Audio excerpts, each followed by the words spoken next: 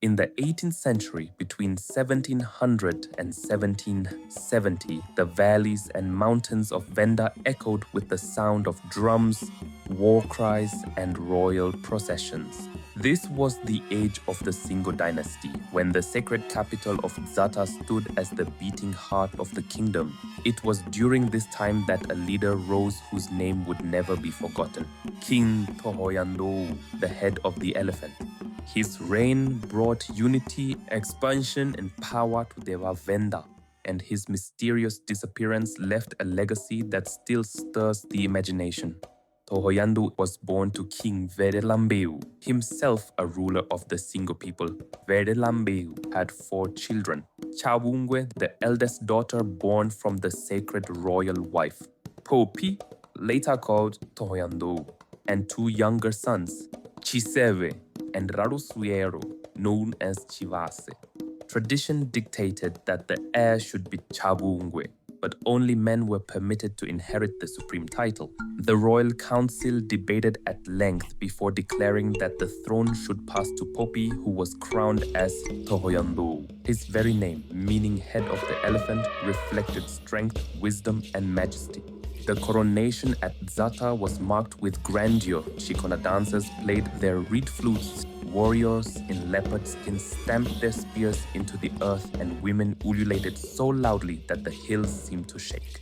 Thohoyandou, clad in lion hide, raised his spear before the people and declared, "From this day, the Vhavenda shall stand united. From the Wembe to the Crocodile River, all shall know the name of Singo." The crowd roared in approval, for they had found a king both fierce and visionary. Under Thohoyandou's rule, the Venda kingdom grew into one of the strongest realms in southern Africa. Dutch traders at Maputo in the early 1700s recorded tales of a vast empire. To the north, his power extended to the Wembe River, Limpopo. To the south, it reached the Crocodile River. To the east, even the proud Karanga of Zimbabwe recognized his might. And to the west, the Bapedi chiefs bowed to his authority.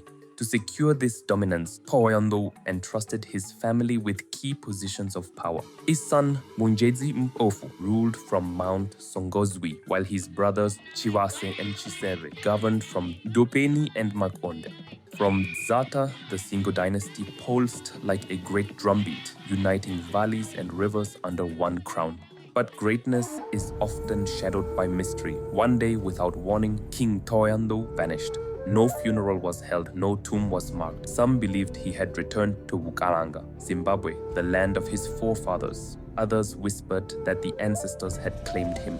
For months, the people waited, expecting their king to return. When he did not, grief gave way to uncertainty. The throne stood empty and the kingdom trembled. In his absence, Chiseve, his brother, was appointed acting ruler. Yet, Thohoyandou's son, Mapungubwe, would not accept another man occupying his father's place. The kingdom split into factions, and soon the land was drenched in blood. Spears clashed, drums of war thundered, and warriors fell on both sides. In the end, Chiseve was defeated and killed, while his son Rawura fled into exile. Mapungubwe ascended the throne as the rightful heir. Yet, peace did not last. Another uncle, Rarusuero Chivase, challenged Mapungubwe's rule, raising armies in 2 great wars. The first ended in Chivase's defeat near Dzata, forcing him into retreat. The second, fought along a river, became legendary. So many warriors died that the waters ran red with blood, and the place has been known ever since as Vhavenda, the Red River. Chivase, twice defeated, withdrew, his dream of kingship shattered. Mapungubwe ruled from Mount Songozwi, but his reign was scarred by the struggles of succession. Brothers turned against brothers, cousins against cousins, each seeking power. Though the Singo dynasty survived, unity had fractured. Historians would later remark that the very geography of Venda, its valleys, rivers, and mountains, fostered independence, making unity fragile. Each valley was its own world, and the temptation to break away was always strong. For the common people, however, one memory remained: the reign of Thohoyandou. They recalled the time when Vhavenda stood together, when the kingdom stretched from river to river and the drums of Dzata commanded respect across the land.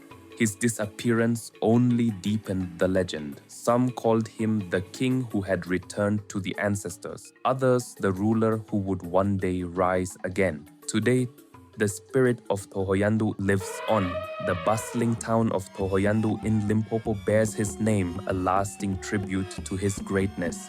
In every Tshikona dance, in every royal procession, and in every drumbeat that shakes the valleys, his story is retold. Thohoyandou was more than a king. He was the embodiment of a people's unity, the head of the elephant whose shadow still walks with the Vhavenda.